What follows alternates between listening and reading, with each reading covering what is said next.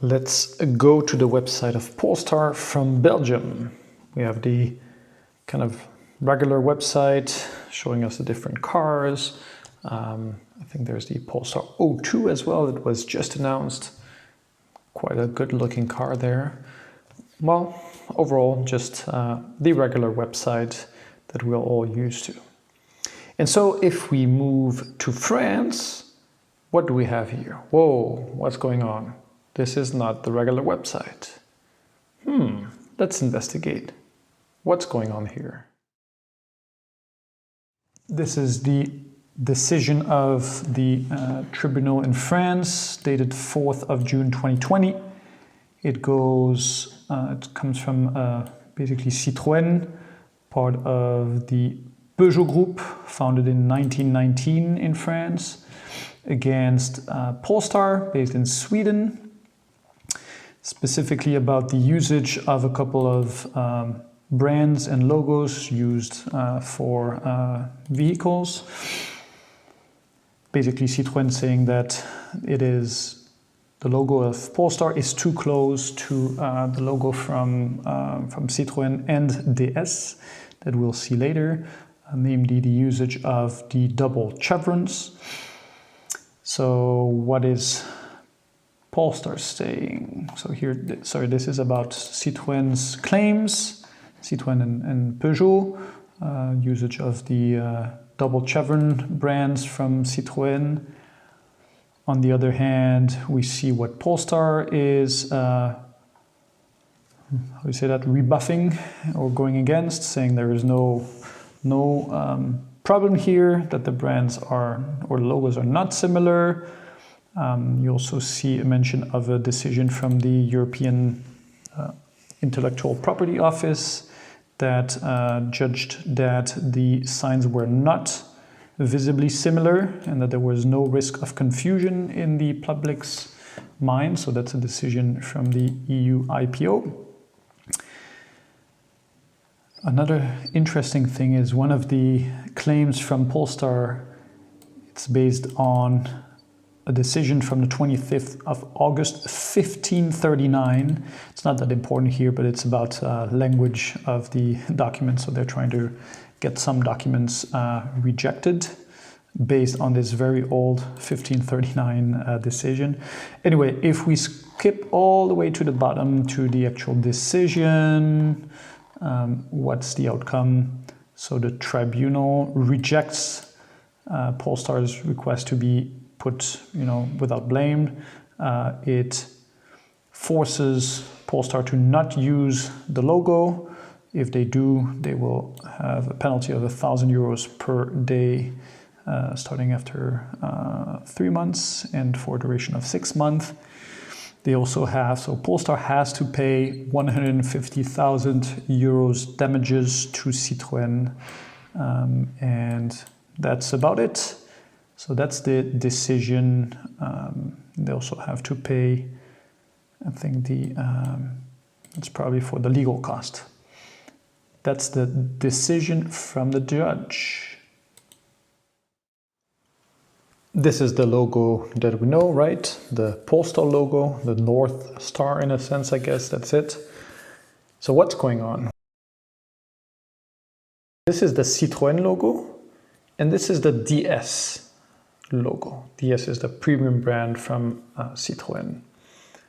What's going on? It's not really the same, right? So let's see. We'll take the Citroën logo, get the names off, turn the chevron from the bottom and from the top one.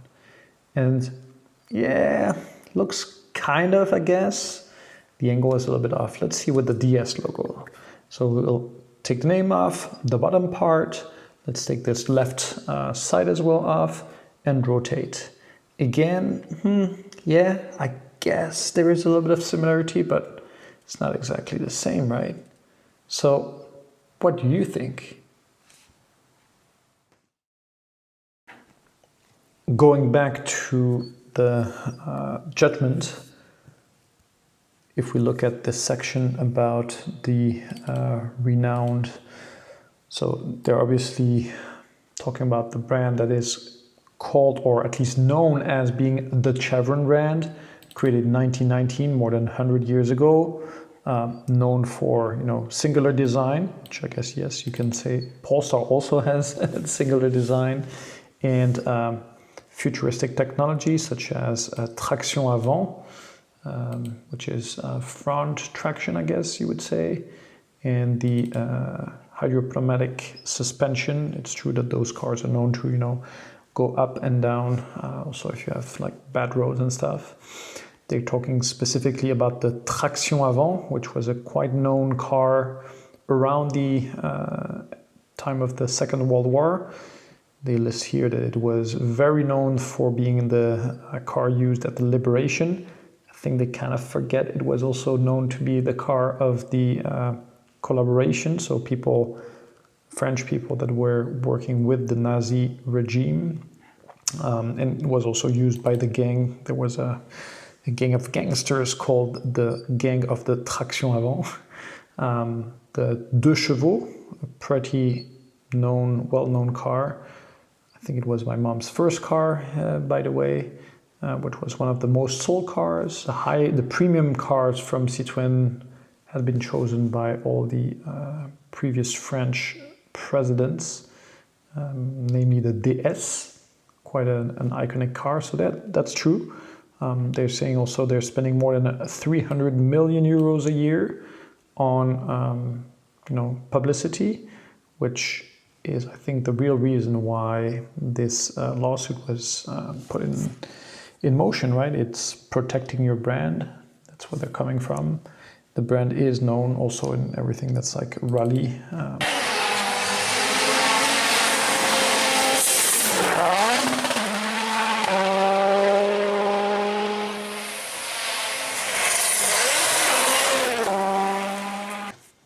So it's the third most sold car behind Peugeot, which is from the same group, Peugeot Citroën, and Renault. So another known French car manufacturer.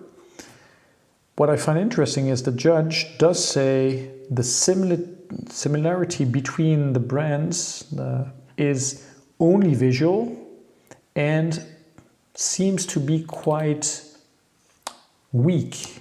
So it's funny that they say that, right? They say it's quite weak, but, and then they come with the idea, it's an exceptionally well-known brand, the Chevron brand.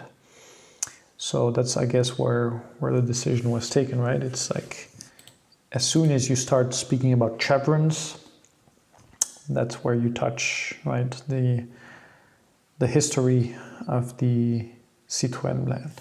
And then they go a little bit on the internet, try to find different people that go into that. So here an example from 2017. I'll kind of like translate the logo. This is a joke. I think they will only not smile too much, not laugh too much at the chevrons, the real ones. Another one is, I do like the chevron, the Citroën chevrons in the Polestar logo. So that those are people on websites that find those logos quite similar. Here again. Funny, this logo, it looks like Citroën that has exploded the chevrons. Anyway, a couple of comments on the internet. I'm sure you could find all the comments of people that didn't even realize that there was a similarity, but it's always, you know, a negative proof is more difficult. Here another one which is quite interesting is